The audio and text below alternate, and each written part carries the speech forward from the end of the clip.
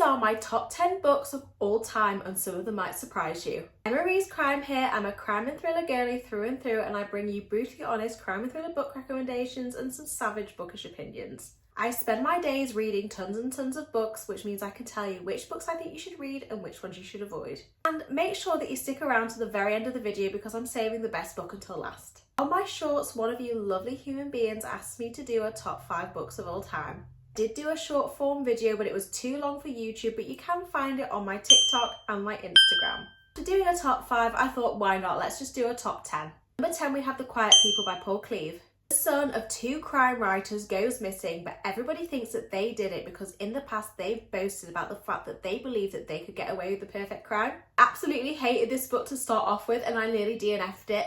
And the character's really annoying and I just wasn't engaging with the storytelling whatsoever. However, when I got to the 50% mark, shit hits the fan and I couldn't put it down. It was incredible. Things which I hated in the first half of the book I think were done intentionally. Twist upon twist upon twist, it's absolutely jaw-dropping, and that's why it's made my top 10 book list of all time. Number 9, we have a modern day classic, which is Rebecca by Daphne du Maurier. I'm pretty sure most people know what Rebecca's about, but if you don't know, it's a gothic romance with a sprinkle of mystery. I think the fact that the book has been adapted multiple times for screen says a lot about the book, and I personally just loved it. The twist blew my mind when I read it the first time, and that's why it's made my top 10 list. No one is more shocked than me about book number 8.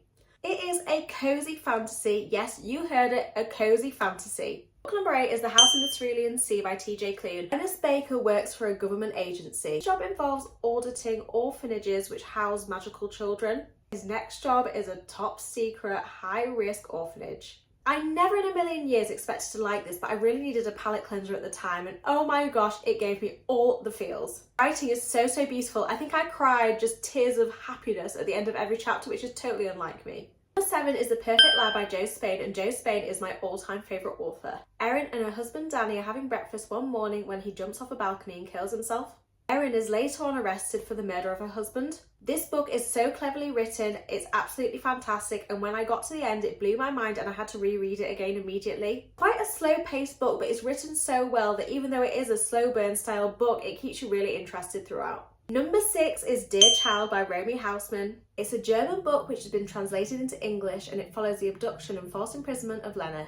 It made it into a Netflix series as well, but it's been dubbed, and I personally, with my dyslexia, struggle watching dubbed TV shows. We are halfway through my top 10 books of all time. If you like what you're seeing, please make sure to hit that subscribe button. 5th place is The Surgeon by Tess Gerritsen, which is book 1 in the Rizzolian Isles series, even though we don't actually meet Isles until book 2. A dark and disturbing serial killer book. What more could you want as a crime and thriller book lover?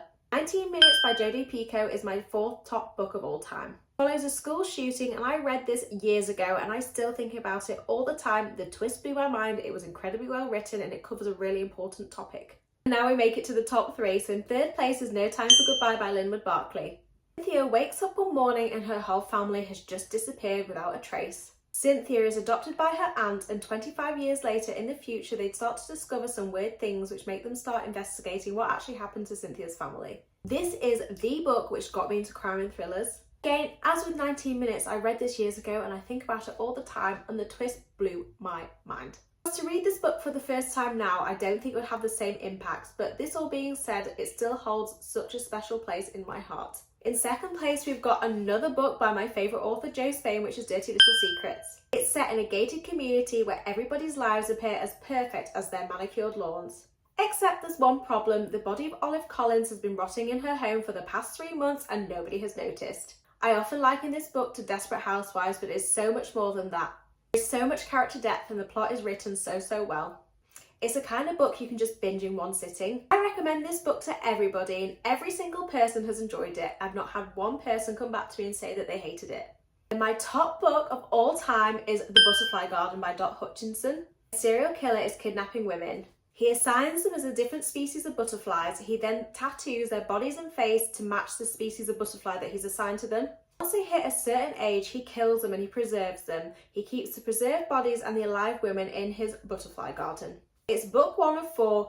You don't need to read the others after it, and it is fantastic. It is so dark and disturbing, and I have never read anything like it. Have you read any of these books? What are some of your top books of all time?